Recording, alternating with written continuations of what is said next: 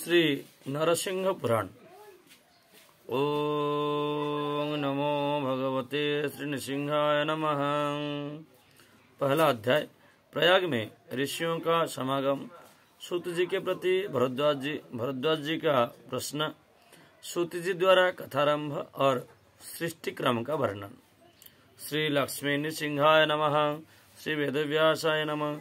नारायण नमस्कृत्य नरं चैव नरोत्तमं देवीं सरस्वतीं चैव ततो जयमुदीरयेत्।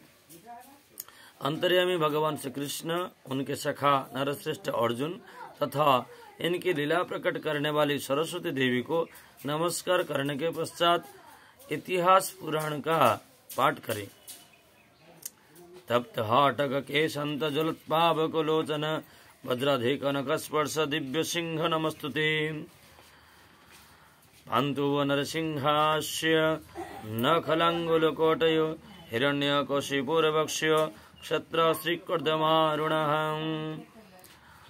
दिव्य सिंह, हे दिव्य सिंह, तपाए हुए सुवर्ण के समान पीले केशों के भीतर प्रज्वलित अग्नि की भांति आपके नेत्र दीप्यमान हो रहे हैं तथा आपके नोखों का स्पर्श वज्र से भी अधिक कठोर है। इस प्रकार अमित प्रभावशाली आप परमेश्वर को मेरा नमस्कार है। भगवान नृसिंह के नख रूपी हल के अग्रभाग जो हिरण्यकशिप नामक दैत्य के वक्षस्थल रूपी खेत की रक्तमय कीचड़ की लगने से लाल हो गए हैं, आप लोगों की रक्षा करें। हिमवद वासिनः सर्वे मुनयो वेदपारगः त्रिकालज्ञा महात्मानो नैमिषारण्यवासिनः।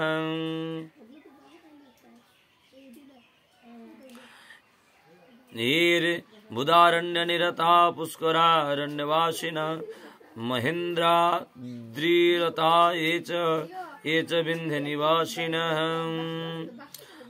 धर्मारण्यरता ये च दण्डकारण्यवासिनः श्रीशैल निरता ये च कुरुक्षेत्र निवासिनः। कौमार पर्वते ये च पंपा निवासिनः। एते चन्ये च बहवः सशिष्या मुनयो अमलाः। माघमासे प्रयागं तु स्नातुं तीर्थं समागतः। तत्र स्नात्वा यथान्यायं कृत्वा कर्म जपादिकम्। एक समय हिमालय की घाटियों में रहने वाले वेदों के पारगामी एवं त्रिकाल वेत्ता समस्त महात्मा मुनिगण नैमिषारण्य, अर्बुदारण्य और पुष्करारण्य के निवासी मुनि, महेंद्र पर्वत और विंध्यगिरी के निवासी ऋषि, धर्मारण्य, दंडकारण्य, श्रीशैल और कुरुक्षेत्र में वास करने वाले मुनि तथा कुमार पर्वत एवं पंपा सर के निवासी ऋषि तथा अन्य भी बहुत से शुद्ध हृदय वाले महर्षिगण अपने शिष्यों के साथ माघ के महीने में स्नान करने के लिए प्रयाग तीर्थ में आए।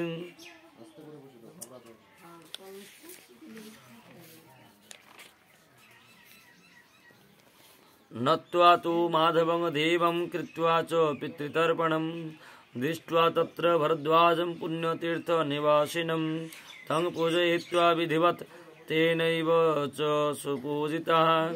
आसनेषु विचित्रेषु वृष्यादिषु यथाक्रमं भरद्वाजेन दत्तेषु आसीनस्ते तपोधनाः।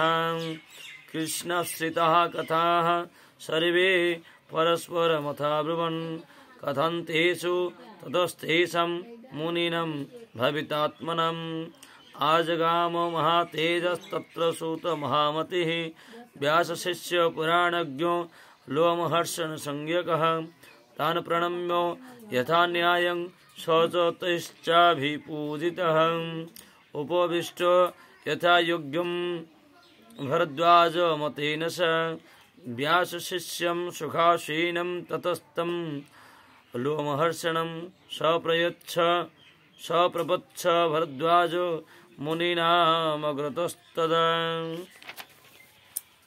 वहाँ पर यथोचित रीति से स्नान और जप आदि करके उन्होंने भगवान वेणी माधव को नमस्कार किया।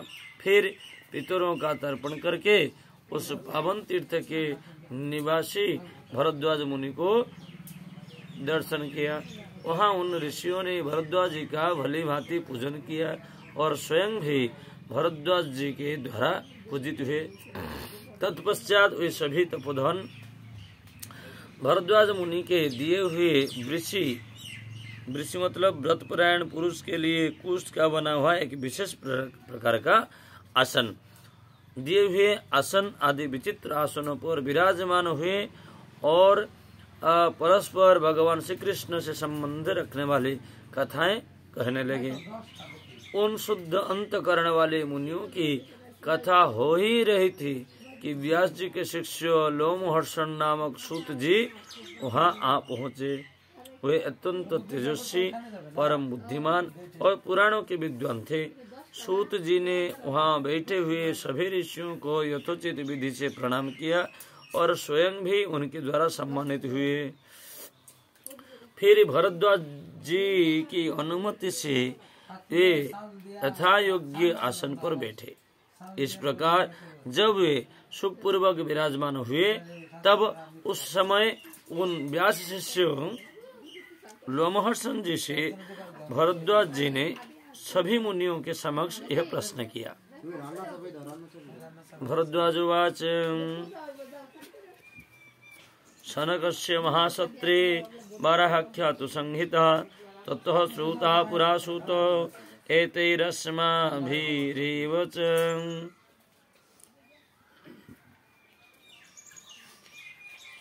सम्प्रतं नारसिंहाख्यं तत्त्वः पौराण संहितं श्रोतुमिच्छाम्यहं सूत श्रोतुकामा इमे स्थिताः अतस्त्वां परिपृच्छामि प्रश्नमेतं महामुने ऋषीणामग्रतो सूत प्रातजेशं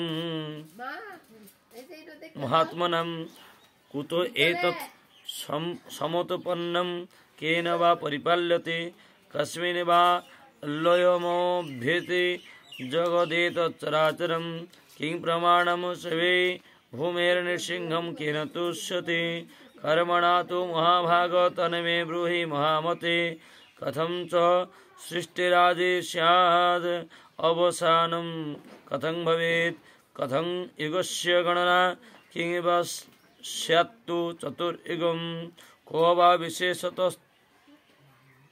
विशेषस्ते स्वत्र काव्यवस्था कलौयुगीं कथमाराध्यते देवो नरसिंहप्यमानुषे क्षत्राणि कानि पुण्यानि के च पुण्याशिलोच्चयम् नद्यश्च काः परः पुण्या नृणं पापहरः शुभः देवादीनं कथं सृष्टिर्मनोर्मन्वन्तरस्य तु तथा विद्याधरादीनं सृष्टिरादौ कथं भवेत् यज्वानः के च राजानो के च सिद्धिं परं गतः एतत् सर्वं महाभागो कथयस्व यथाक्रमम्। भरद्वाज जी बोले, हे सूत जी, पूर्व काल में शौनक जी के महान यज्ञ में हम सभी लोगों ने आपसे बाराह संगीता सुनी थी। अब हम नरसिंह पुराण की संगीता सुनना चाहते हैं तथा ये ऋषि लोग भी उसे ही सुनने के लिए वहाँ उपस्थित है। अतः हे महामुने सूत जी, आज प्रातःकाल इन महात्मा मुनियों के समक्ष हम आपसे ये प्रश्न पूछते हैं, यह चराचर जगत कहाँ से उत्पन्न हुआ है, कौन इसकी रक्षा करता है अथवा किससे इसका लय होता है। हे महाभाग, इस भूमि का प्रमाण क्या है तथा हे महामते, भगवान नृसिंह किस कर्म से संतुष्ट होते हैं, यह हमें बताइए। सृष्टि का आरंभ कैसे हुआ, उसका अवसान किस प्रकार होता है, युगों की गणना कैसे होती है, चतुर्युग का स्वरूप क्या है, उन चारों युगों में क्या अंतर होता है, कलियुग में लोगों की क्या अवस्था होती है तथा देवता लोग भगवान नरसिंह की किस प्रकार आराधना करते हैं, पुण्य नक्षत्र कौन कौन है पावन पर्वत कौन से हैं और मनुष्यों के पापों को हर लेने वाले परम पावन एवं उत्तम नदियां कौन कौन सी है।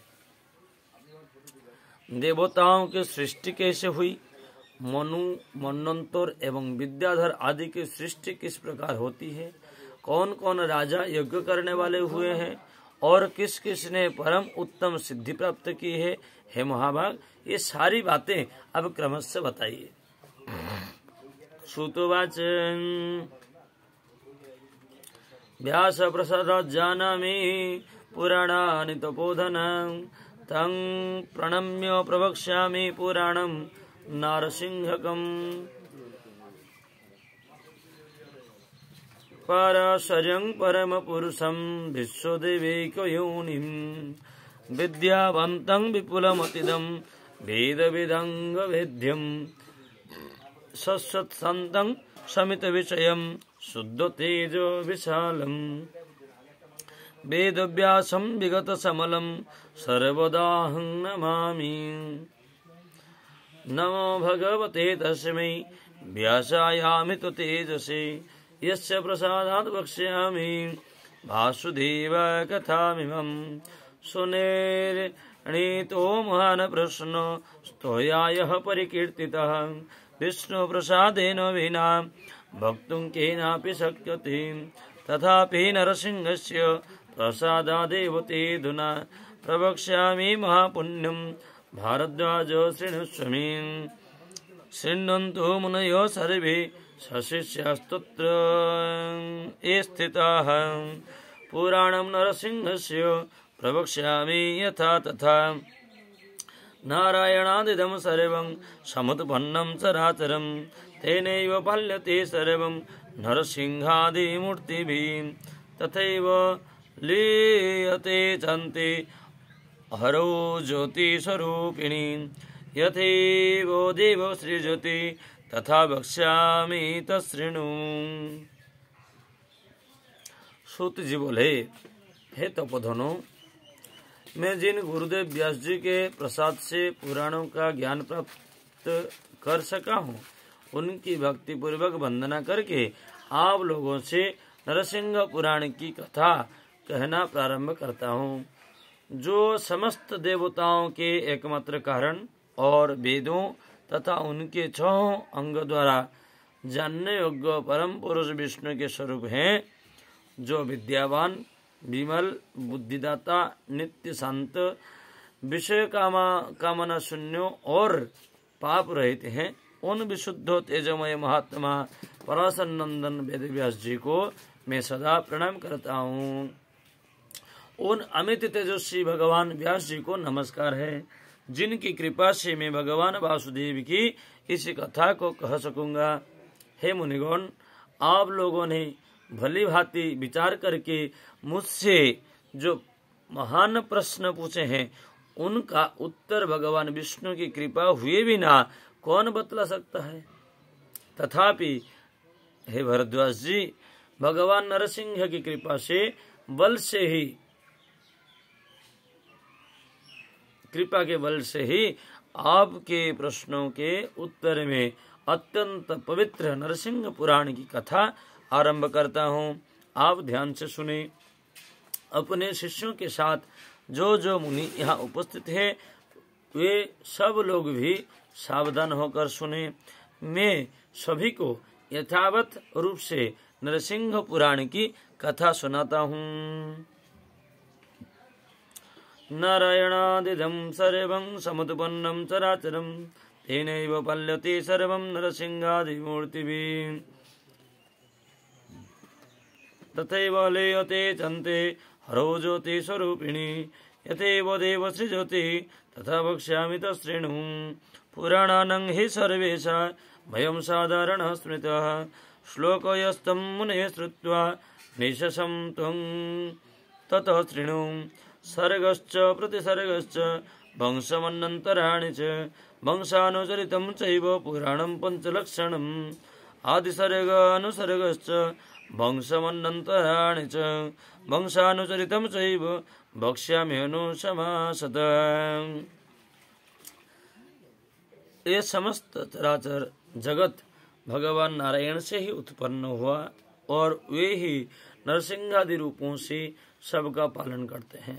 इसी प्रकार अंत में यह जगत उन्हीं ज्योति स्वरूप भगवान विष्णु में लीन हो जाता है। भगवान जिस प्रकार सृष्टि करते हैं उसे मैं बतलाता हूँ, आप सुने।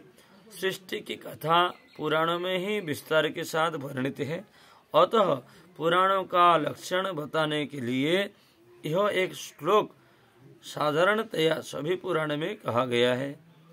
हे मुने, इस श्लोक को पहले सुनकर फिर सारी बातें सुनिएगा। यह श्लोक इस प्रकार है। सर्गश्च प्रतिसर्गश्च वंशमन्नन्तराणि च वंशानुचरितं चैव पुराणं पंचलक्षणम्। इस श्लोक इस प्रकार है। सर्ग, प्रतिसर्ग, वंश, मन्वंतर और वंशानुचरित, इन्हीं 5 लक्षणों से युक्त पुराण होता है। आदि सर्ग, अनुसर्ग, वंश, मन्वंतर और वंशानुचरित, इन सब का मैं क्रमशः संक्षिप्त रूप से वर्णन करता हूँ। आदि सर्गमहंस्तावत् कथयिष्यामि वै द्विजम् यस्मादारभ्य देवानां राज्ञं चरितमेव च ज्ञायते सरहस्यं च परमात्मा सनातन प्रकृतिसृष्टे प्रलयादूर्ध्वं नासीत् किञ्चिद्विजोत्तमं ब्रह्मसंज्ञमभूदेकं ज्योतिष्मत् सर्वकारणं नित्यं निरञ्जनं सन्तं निर्गुणं नित्यनिर्मलम् आनन्दसागरं स्वच्छं यं काङ्क्षन्ते मुमुक्षवः सर्वज्ञं ज्ञानरूपात्वाद् अनन्तमजमव्ययम् सर्गकाले तु सम्प्राप्ते ज्ञातोऽसौ ज्ञातृनायक अन्तर्लीनं विकारं च तत्सृष्टुमुपचक्रमे। हे द्विजगण, आदि सर्ग महान है, अतः पहले मैं उसी का वर्णन करता हूँ। वहाँ से सृष्टि का वर्णन आरंभ करने पर देवताओं और राजाओं के चरित्र का तथा सनातन परमात्मा के तत्व का भी रहस्य सहित ज्ञान हो जाता है। हे द्विजोत्तम, सृष्टि के पहले महाप्रलय होने के बाद कुछ भी शेष नहीं था। उस समय एकमात्र ब्रह्म नामक तत्व ही विद्यमान था, जो परम प्रकाशमय और सबका कारण है। वह नित्य निरंजन, शांत, निर्गुण एवं सदा ही दोष रहित है। मुमुक्षु पुरुष विशुद्ध आनंद महासागर परमेश्वर की अभिलाषा किया करते हैं। वह ज्ञान स्वरूप होने के कारण सर्वज्ञ, अनंत, अजन्मा और अव्यय है। सृष्टि रचना का समय आने पर उसी ज्ञानेश्वर परम ब्रह्म ने जगत को अपने में लीन जानकर पुनः उसकी सृष्टि आरंभ की। तस्मात् प्रधानम् उद्भूतं ततश्चापि महानभूत् सात्विको राजसश्चैव तामसश्च त्रिधा महान्।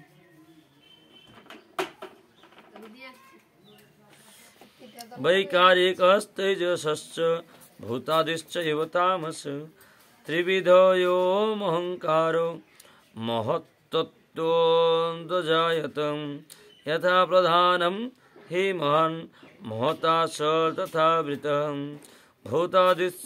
भूतादिस्तु विकुर्वाणः शब्दतन्मात्रकः ततः ससर्ज शब्दतन्मात्रा दाकाशं शब्दलक्षणं शब्दमात्रं तथाकाशं भूतादि समावृणोत् आकाशस्तु विकुर्वाण स्पर्शमात्रं ससर्जः बलवान् न भवत् वायुः तस्य स्पर्शो गुणो मतः आकाशं शब्दतन्मात्रं स्पर्शमात्रं तथा वृणोत् ततो वायुर्विकुर्वाण रूपमात्रं ससर्ज ज्योतिरुत्पद्यते वायोस्तद्रूपगुणमुच्यते स्पर्शमात्रं तु वै वायु रूपमात्रं समावृणोत् ज्योतिश्चापि विकुर्वाणं रसमात्रं ससर्ज सम्भवन्ति ततो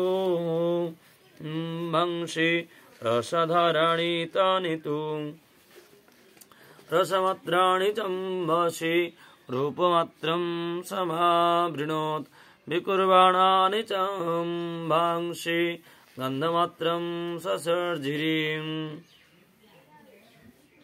तस्माज्जाता मयि चेयं सर्वभूतो गुणाधिका संघातो जायते तस्मात् तस्य गन्धो गुणमतः तस्मिंस्तु तन्मात्रा तेन तन्मात्रता स्मृता तन्मात्राण्य विशेषाणि विशेषा क्रमशः पराः भूत तन्मात्र सर्गयो महंकारात्तु तामसन् कीर्तितस्ते समासेन भरद्वाज मया तब। उस ब्रह्म से प्रधान का आविर्भाव हुआ, प्रधान से महत्तत्व प्रकट हुआ। सात्विक राजस और तामस भेद से महत्तत्व 3 प्रकार के हैं। महत्तत्व से वैकारिक अर्थात सात्विक, तेजस अर्थात राजस और भूतादि रूप अर्थात तामस, इन 3 भेदों से युक्त अहंकार उत्पन्न हुआ। अर्थात अहंकार 3 प्रकार के हैं, सात्विक, राजस एवं तामस। जिस प्रकार प्रधान से महत्तत्व आवृत है, उसी प्रकार महत्तत्व से अहंकार भी व्याप्त है। तदनंतर भूतादि नामक तामस अहंकार ने विकृत होकर शब्द तन्मात्रा की सृष्टि की और उससे शब्द गुण वाला आकाश उत्पन्न हुआ। तब उस भूतादि ने शब्द गुण वाले आकाश को आवृत्त किया। आकाश ने भी विकृत होकर स्पर्श तन्मात्रा की सृष्टि की, उससे बलवान वायु की उत्पत्ति हुई। वायु का गुण स्पर्श माना जाता है। फिर शब्द गुण वाले आकाश ने स्पर्श गुण वाले वायु को आवृत्त किया। तत्पश्चात वायु ने विकृत होकर रूप तन्मात्रा की सृष्टि की, उससे ज्योतिर्मय अग्नि का प्रादुर्भाव हुआ। ज्योति का गुण रूप कहा गया है। फिर स्पर्श तन्मात्र रूप वायु ने रूप तन्मात्र वाले तेज को आवृत्त किया। तब तेज ने विकृत होकर रस तन्मात्रा की सृष्टि की, उससे रस गुण वाला जल प्रकट हुआ। रूप गुण वाले तेज ने रस गुण वाले जल को आवृत्त किया। तब जल ने विकार को प्राप्त होकर गंध तन्मात्रा की सृष्टि की, उससे पृथ्वी उत्पन्न हुई, जो आकाश आदि सभी भूतों के गुणों से युक्त होने के कारण उनसे अधिक गुण वाली है। गंध तन्मात्र रूप पार्थिव तत्व से ही स्थूल पिंड की उत्पत्ति होती है।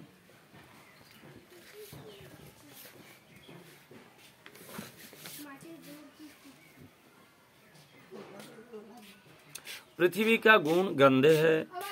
उन आकाश आदि भूतों में तन्मात्र हैं, अर्थात केवल उनके गुण शब्द आदि है, इसलिए वे तन्मात्रा मतलब गुण रूप ही कहे गए हैं।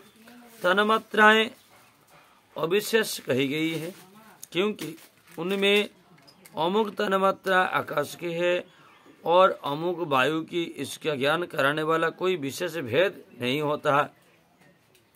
किंतु उन तन्मात्राओं से प्रकट हुए आकाशादि भूत क्रमशः विशेष युक्त होते हैं, इसलिए उनकी विशेष संज्ञा है। हे भरद्वाज जी, तामस अहंकार से होने वाली ये पंचभूतों और पंच तन्मात्राओं की सृष्टि मैंने आपसे थोड़े में कह दी।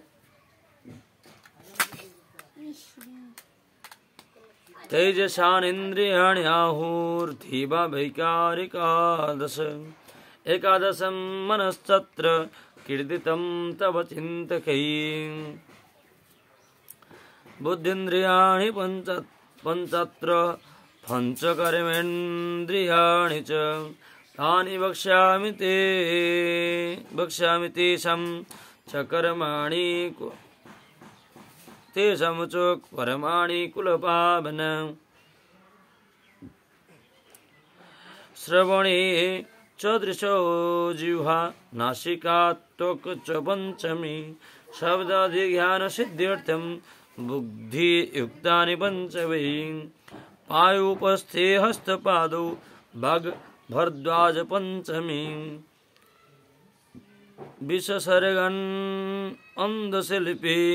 विसर्गानन्दशिल्पी च गत्युक्ति कर्म तत्स्मृतम्। सृष्टि तत्व पर विचार करने वाले विद्वानों ने इंद्रियों को तेजस अहंकार से उत्पन्न बतलाया है। पहले तमस से पंचभूत पंच तन्मात्र उत्पन्न हुए, तेजस से ये 10 इंद्रियां उत्पन्न हुई और उनके अभिमानी 10 देवताओं तथा 11वें मन को वैकारिक अहंकार से उत्पन्न कहा गया है। 10 इंद्रियों तो तेजस अहंकार से अर्थात राजस अहंकार से उत्पन्न, और इंद्रियों का जो अधिपति देवता है वो देवताओं और मन ये सात्विक अहंकार से उत्पन्न हुआ है। कुल को पवित्र करने वाले भरद्वाज जी, इन इंद्रियों में 5 ज्ञानेंद्रियां और 5 कर्मेंद्रियां हैं। अब मैं उन संपूर्ण इंद्रियों तथा उनके कर्म का वर्णन कर रहा हूँ। कान, नेत्र, जिह्वा, नाक और त्वचा ये 5 ज्ञानेंद्रियां कही जाती है, जो शब्द आदि विषयों का ज्ञान कराने के लिए है। तथा पायु, उपस्थ, पायु मतलब गुदा, उपस्थ मतलब लिंग, हाथ, पाव और बाक इंद्रिय ये कर्मेंद्रिय कहलाते हैं। विसर्ग अर्थात मलत्याग, आनंद अर्थात मैथुन जनित सुख, शिल्प अर्थात हाथ की कला, गमन और बोलना, यही क्रम से इन कर्मेंद्रियों के 5 कर्म कहे गए हैं। आकाश वायु तेजंसि सलिलम पृथ्वी तथा शब्दादिभिर्गुणैर्विप्र संयुक्तान्युत्तरोत्तरे नानावीर्या पृथक् भूता ततस्ते संहतिं विना न शक्नुवन् प्रजं सृष्टो समागम्य कृष्णसः।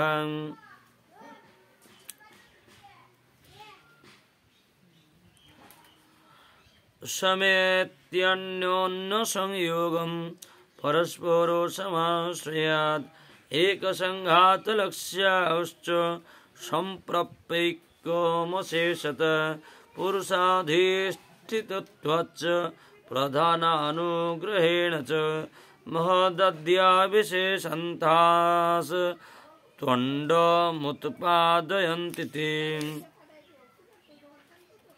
तत्क्रमेण विवृद्धं तो जलबुद्बुदवत् स्थितं भूतेभ्यण्डं महाबुद्धे बृहत्तदुदके स्वयं प्राकृतं ब्रह्मरूपस्य विष्णुस्थानमनुत्तमं तत्राव्यक्तस्वरूपेऽपोऽसौ विष्णुर्विश्वेश्वरप्रभो।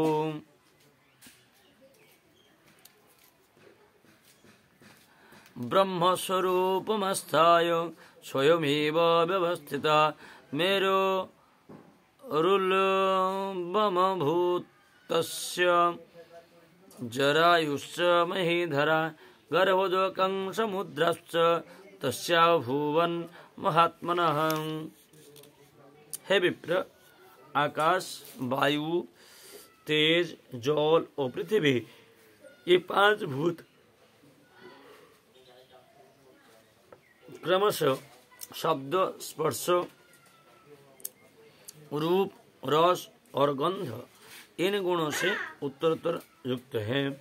अर्थात आकाश में एकमात्र शब्द गुण है, वायु में शब्द और स्पर्श 2 गुण है, तेज में शब्द स्पर्श और रूप ये 3 गुण हैं। इसी प्रकार जल में 4 और पृथ्वी में 5 गुण हैं। ये पंचभूत अलग अलग भिन्न भिन्न प्रकार की शक्तियों से युक्त है। अतः परस्पर पूर्णतया मिले बिना ये सृष्टि रचना नहीं कर सके।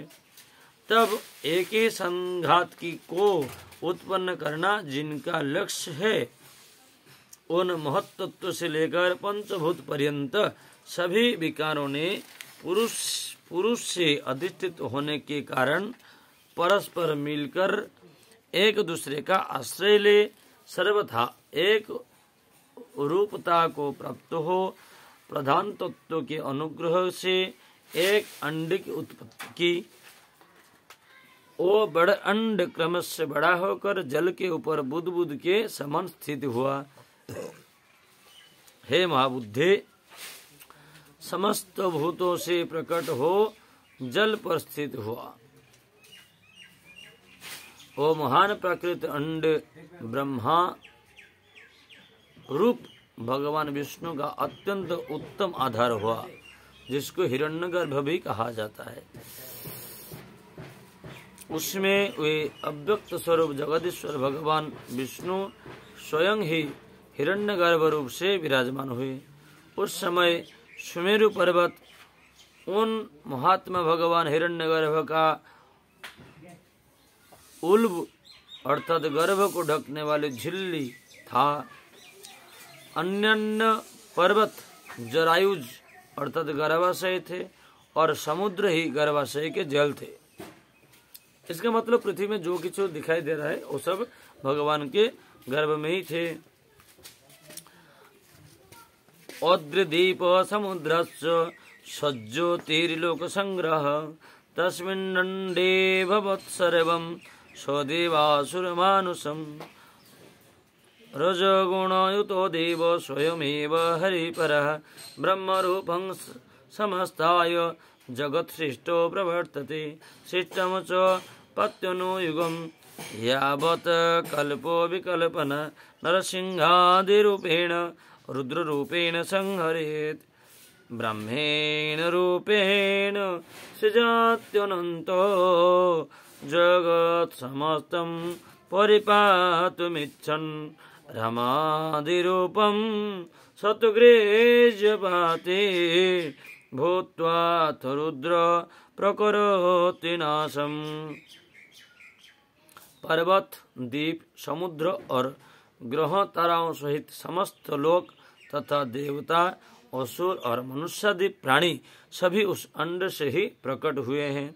परमेश्वर भगवान विष्णु स्वयं ही रजगुण से युक्त ब्रह्मा के स्वरूप धारण कर संसार की सृष्टि में प्रवृत्त होते हैं। जब तक कल्प की सृष्टि रहती है तब तक वे ही नरसिंहादि रूप से प्रत्येक युग में अपने रचे हुए इस जगत की रक्षा करते हैं और कल्पांत में रुद्र रूप से इसका संहार कर लेते हैं। भगवान अनंत स्वयं ही ब्रह्मा रूप से संपूर्ण जगत की सृष्टि करते हैं, फिर इसके पालन की इच्छा से रामादि अवतार धारण कर इसकी रक्षा करते हैं और अंत में रुद्र रूप होकर समस्त जगत का नाश कर देते हैं। इति श्री नरसिंह पुराणे सर्ग निरूपणम नाम प्रथम अध्याय। इस प्रकार श्री नरसिंह पुराण में सर्ग का निरूपण विषयक पहला अध्याय पूरा हुआ। कृष्णाय वासुदेवाय हरे परमात्मने प्रणत क्लेशनाशाय गोविंदाय नमो नमः। हरे कृष्ण कृष्ण कृष्ण हरे हरे, हरे राम राम राम हरे हरे।